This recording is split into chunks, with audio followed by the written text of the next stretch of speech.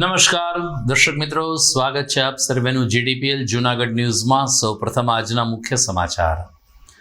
ભવનાથ તીર્થધામમાં ગુરુ પૂર્ણિમા મહોત્સવની તૈયારીઓ શરૂ। દૂર દૂરથી આવતા ભાવિકો માટે ભોજન અને ભજનને અપાઈ રહ્યો છે આખરી ઓપ। જૂનાગઢ જીમખાનાનું સંચાલન કલેક્ટરશ્રીએ સંભાળ્યા બાદ અનેક સુવિધાઓ તબક્કાવાર વધી રહી છે। ગઈકાલે આધુનિક જીમનું કરવામાં આવ્યું ઉદ્ઘાટન।